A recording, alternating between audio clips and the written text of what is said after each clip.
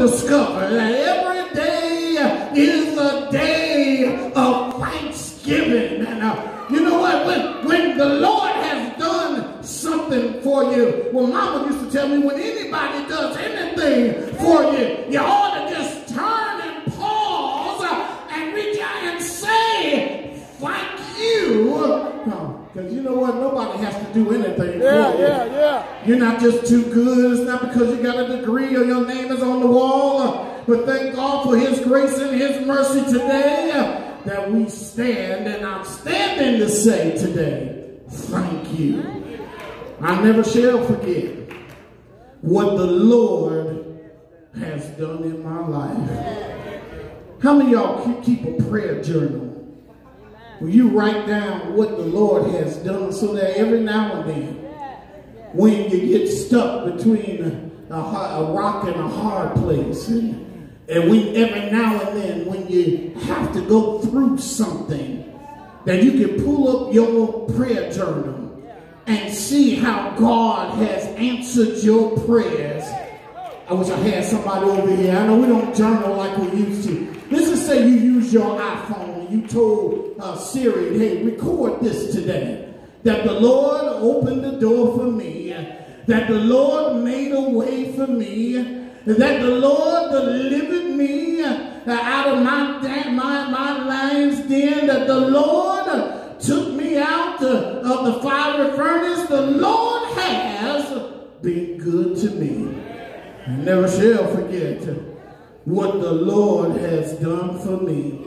I'm so thankful about this passage of scripture because it reminds me that I don't have to make it to this place for the Lord to bless me. It reminds me that even when I'm in between, and the Bible said he was in between Samaria and Galilee. When you're in between in an unknown city, in an unknown place, that you can still lift up your voice and call on the name of the Lord. You know, I've been on the Bishop Ford and I've had to call him. And I wasn't calling the bishop, I was calling Jesus Christ. I've been on the Eisenhower and I've had to call him. I've been on the Stevenson and I've had to call on the name of the Lord. I don't need to be in this place. The choir doesn't need to be assembled. The deacons don't need to be on the bench. I can lift up my voice and say, Lord, have mercy on me.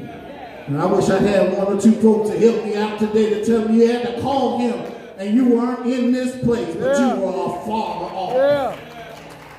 The Bible says that he was in between. I thank God that he just didn't stay and minister in the temple, but he reached out to the temple in Jerusalem and he went across the countryside blessing and teaching where he could. We can't do all of our ministry here in this building because we are more than just this building. South Park is not 3722. South Park lives in me. What we represent lives in me. Yeah. And I'm so glad that the God that we serve pays house calls. I'm so glad. Because I don't know about you. He didn't exactly find me here. Amen. He didn't find us here on the altar and in the choir stand, but he found us afar off. Yeah. That's why I love this. He said, even when the 10 lepers were afar off, they saw him and they lifted up their voices to call on the name of Jesus. And I've come to tell you that ain't nothing like a little talk with Jesus. Yeah. Come on, we sing it every Sunday. He'll make everything all right. Yes, sir. Yes, sir. Those of us over 40 can say Jesus is on the main line. Yes, sir. Yes, sir. You can call him up and tell him what you want. His chorus went like this: call him, tell him what you want. Call him and tell him what you want. Bible says that there were 10 lepers that were traveling outside of the city, outside of the church, outside on the countryside, on the roadside, unable to be with the community. They were told that they could not be a part of the community Mainly because of their disease, because of their social status. And I want to know, is there anybody in here that there's some folks that don't want you a part of their group? There's some folks in here that don't want you a part of their clique. I've been some places. I wish I had somebody that's going to be real with me today. I've been some places and stepped in the room and folks have turned around and ignored me when I'm talking to them. But I thanks be to God that I'm in his club. I'm in his clique. And every time I call him, he'll turn around and see what I wish I had somebody in here today. I've tried to call some of you all. Y'all didn't return my phone call. It's all right, though. I'm not going to hold it against you. But I have a God that when I had to call him, when I had to go into my prayer closet and close the door and I lift up my voice and called on him, he saw about me. He answered. He didn't answer right then and there, but he answered by and by. Has anybody in here who's ever had to call on the Lord and it didn't come when you thought he ought to come, but it came right on the way? I wish I had somebody in here. He came right in the nick of time. Here we have 10 lepers that were standing on the outside. They were in between two cities in an unnamed city. I always ask my question, why didn't they just name the city? Why did they say in between or in the province of Galilee? Well, maybe if I had to put on my thinking like maybe if I had to just think to myself, my theological thinking cap, and I had to think to myself, it may be because it does not matter what city you're in. God, if you call on him, God will come see about you. Glory. When I'm in the middle of it, when I'm in between two jobs, when I'm in between two paychecks, when I'm in between two treatments, when I'm in between, when I'm standing out on the crossroads, when I come to a fork in the road and I don't know where to turn, I can call on the name of Jesus. And he will guide me till the day is done. These lepers called on the name of Jesus.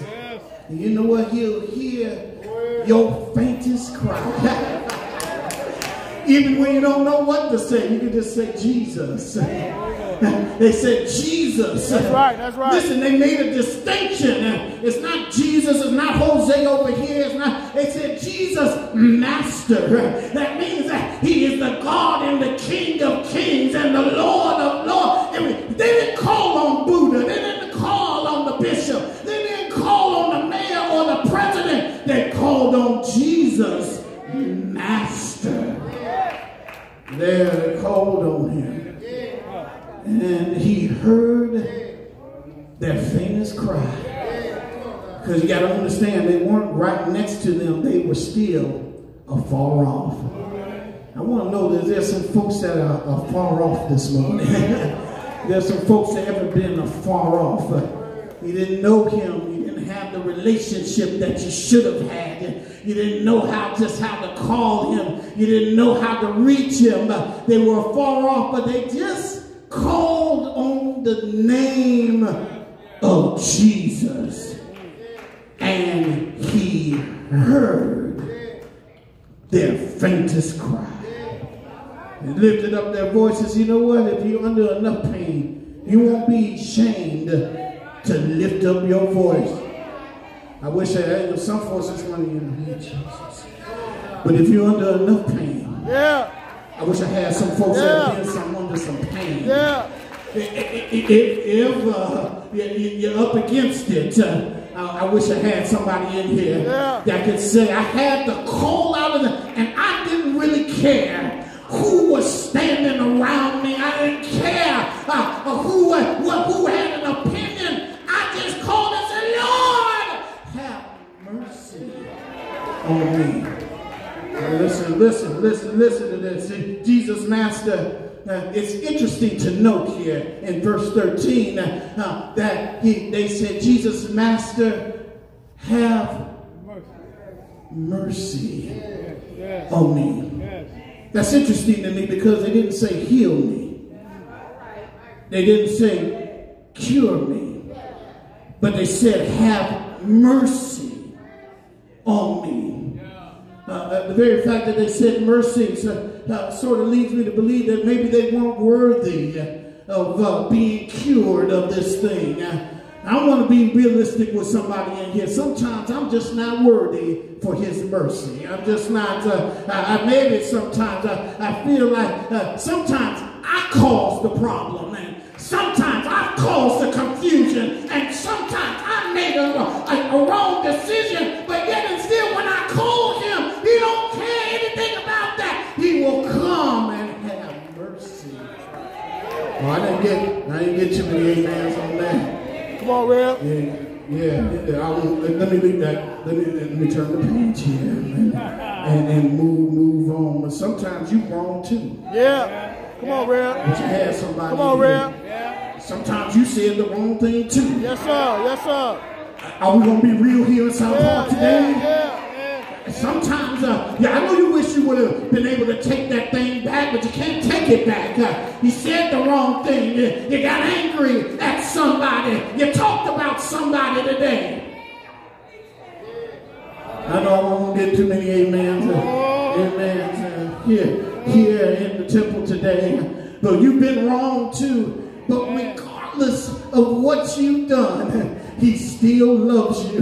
There's some folks I've said wrong thing too. I wish I could take it back, Sister Cows. I didn't do it. I didn't say it the way I wanted to say it. It didn't come out the right way. And they walked away from me and won't talk to me anymore. But thanks be to God. He sits high, but he looks low. And even when you're wrong, he still loves you. Even when you're wrong, he'll still hold you. Even when you're wrong, he'll still comfort you. Even when you're wrong, he still will pick you up again. When they were far off, they said, Jesus, Master, have mercy on me. Verse 14 is interesting. The fact here, they said that when Jesus saw and heard them, and he said to them, he didn't say, you're healed. He didn't say, you're delivered. He did not say that you're set free. He did not say your financial difficulties were over. I want to know something here. I know you called on him and the Lord gave them an answer that just didn't make any sense.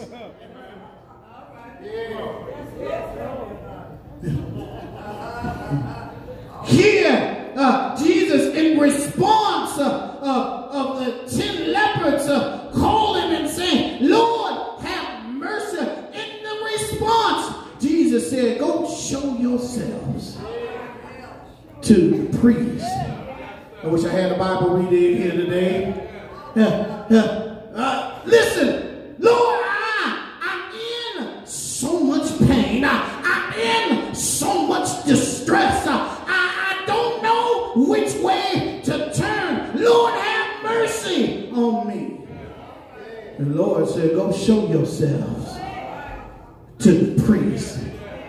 You understand that when you're told that you have this disease, they separated you, this skin disease, your flesh is being eaten away and it turns white and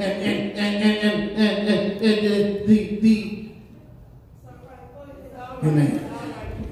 Your flesh is falling off of your limbs and you have sores. It is when you are diagnosed as being a leopard. In these days, they were told that you would have to be separated from the community. Meaning that's why they were in between the two cities. That's why they couldn't go to church and go to the temple. That's why they weren't in the city and they were on the outside looking in. That's why they called on Jesus Christ to have mercy on them. They were separated. You see, it is in the Mosaic law that we find in the book of Leviticus, the 13th chapter, we find the rules for leprosy. When you are called a leper, when they thought you had this type of disease, they would tell you to go see the priest. Because according to the Mosaic law, it is stated that only the priest can declare whether you are clean or whether you are unclean. Oh, come on with me, somebody today. It was the priest that made the determination. That whole chapter is set aside to understand the process. They would go to the priest, and the priest would examine them. And if they thought maybe they had this disease, they would separate them for 7 days. And then they would come back in again. And they would examine again and see if the disease had progressed. And if it had, they would separate them for another 7 days and bring them back in again. And then they will examine them. But if the priest tells them that they are unclean, they will take their clothes and rent them in two and burn them and give them a leopard's garment and tell them that they had to go out and live a life by themselves. And it's very interesting. If that was the law, it's very interesting how these 10 lepers were hooked up together. But I've come to tell you, remember, misery loves company. Amen. Liars love liars. Backbiters, I wish I had somebody in here today. Backbiters love backbiters.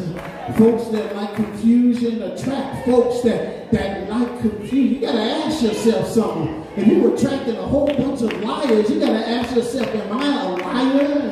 Am I a backbiter? I didn't get too many amens here today. Come on, Red. Yeah, he said that because they were deemed unclean, they were set aside to live a life by themselves. But if it had come to pass that for whatever reason that their skin began to clear up, they would send that individual back to the priest. Come on, let's fast forward here to Jesus.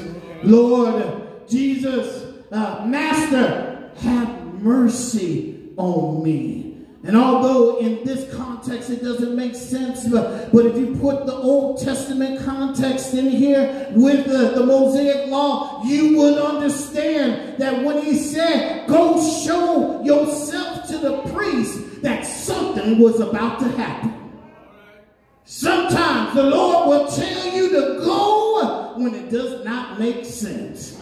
Sometimes the Lord will tell you to do something and it does not make sense. But I've come to tell somebody something here today, that if you do as the Lord commands you to do, something good is about to happen. I know it don't make sense to go show myself to priest. They've already declared me unclean.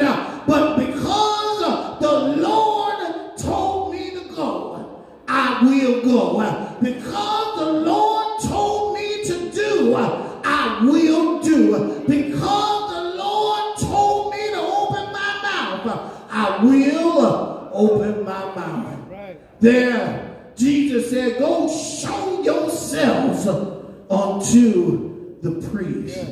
And it says that it came to pass that as they went, understand here today, it didn't happen when Jesus spoke the words. It didn't happen when they thought about going, or when they talked about going. That the miracle happened when they went. Sometimes you have to go out on your faith. Sometimes you have to just walk on your faith and trust and believe that God will deliver. Even when it doesn't make sense to you, you gotta trust in his holy word. Lean not on your own understanding. You don't have to lean on what you think you know. But I have a God that knows all and can see all. And if he says go, then you ought to go. That as they went to see the priest, God blessed them. Let me say something here. Some of us are waiting for a job, but if you don't get up and go, then you won't get a job. Somebody said, I heard a preacher say this week, they diagnosed him with ALS and gave him 5 years to live. I want to encourage somebody in here today that was 15 years ago, and he's still preaching and walking tall because he would not give up.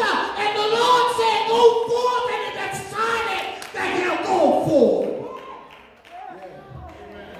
Some of you all, the Lord has said, pick up your bed. I wish I had somebody in here. If the Lord said, you can take that thing to the bank. If the Lord said, pick up your bed, then pick it up the best way you can.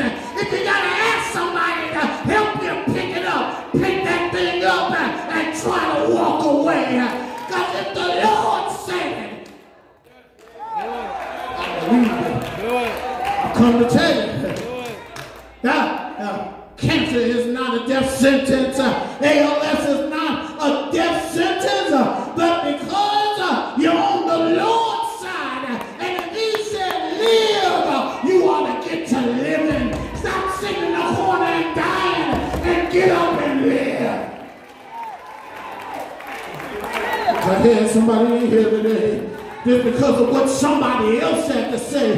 Now you say thank you to the doctors, and you say thank you to the nurses, and you say thank you to the missionaries. But now it's time to ask the specialists, Lord, what do you say now? They said I'm going to die, but Lord, what do you say? And if he says live, I had somebody in here today. Some of us are just, we're basing our whole life on what somebody else had to say. But when you turn